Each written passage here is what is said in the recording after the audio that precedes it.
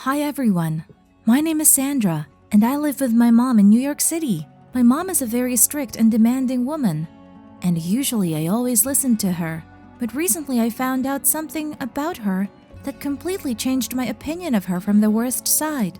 Now I don't know what to do and how to live with her under the same roof after that. Guys, I really need your advice, so please, listen to my story to the end. It may shock you.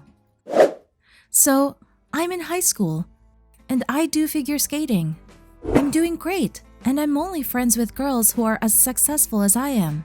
This is controlled by my mother. She is the one who brought me into sports, got me into one of the most prestigious schools in the city, and keeps a close eye on my appearance and nutrition. My mother does not allow me to eat sweets, salty, and spicy food. She strictly controls my figure and grades. If my knowledge in any of my subjects worsens, my mother starts to torment me and hires additional tutors. Sometimes it's unbearable. I don't have a single free minute. Sometimes I feel that my mother wants to completely suppress all my dreams and desires, imposing hers on me. If I try to prove my opinion to her, she simply refuses to listen to me. She always has her own opinion and something to say. Sandra, if you want to be as successful as I am, then do what I have been doing all my life, which is to work on yourself and your knowledge. And you can't argue with her. My mom really is successful.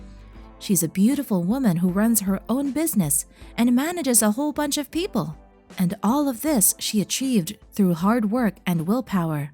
But when I tried to find out more about how my mother, born and raised in a small country town, had made her way in life, she always avoided answering. It seemed to me that she was hiding something from me. So I decided to find out for myself. Knowing what town and school my mother went to, I found her classmates in social networks and started corresponding with them. And one day, I've been fortunate. A figure skating competition was held in the town where my mom studied, and I managed to have a look inside at her school. But what I learned there shocked me. You'll find out what happened next in a minute, but for now, please don't forget to like this video and subscribe to this channel, and make sure you have the bell clicked. Then you'll know when there's a new video coming out on the channel. At first, I tried to find my mom in the graduation picture of their class, but she was nowhere to be found. I already thought it was some kind of mistake, but then my mom's classmate, who I had arranged to meet, came up to me. She showed me a picture of my mom. It was a real shock to me.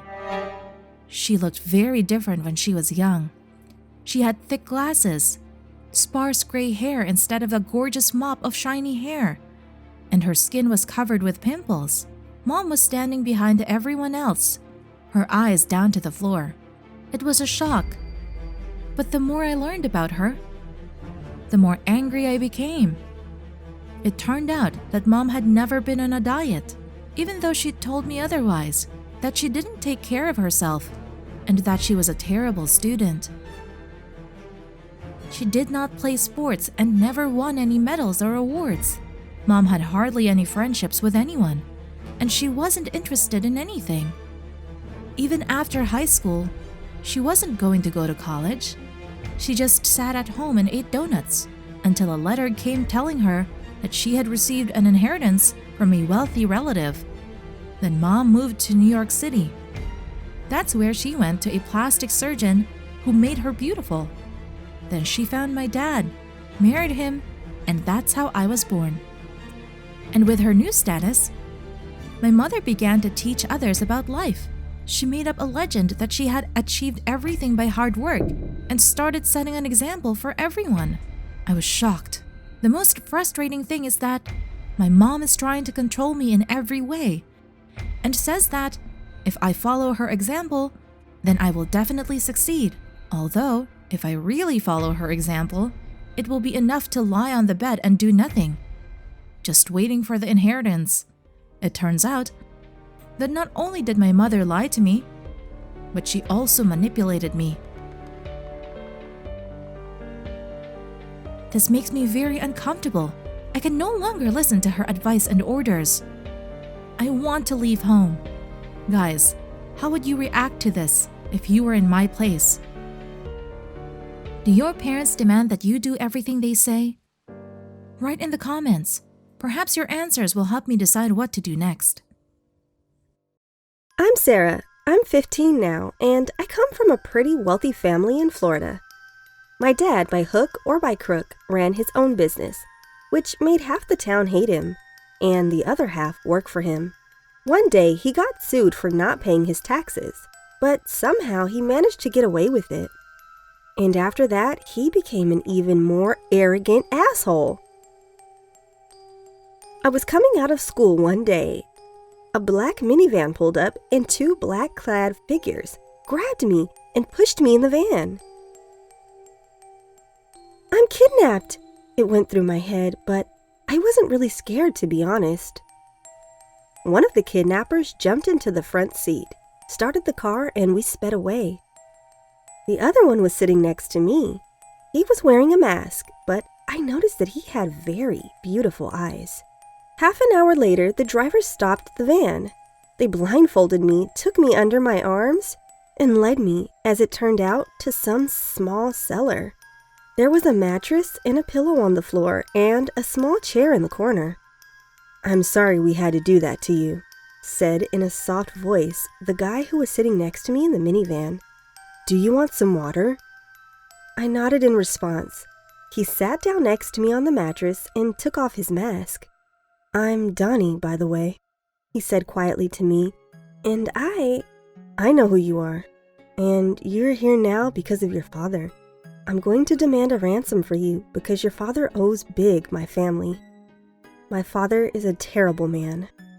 Donnie looked at me in surprise. "Really? Wow, so you and I both think the same." I nodded.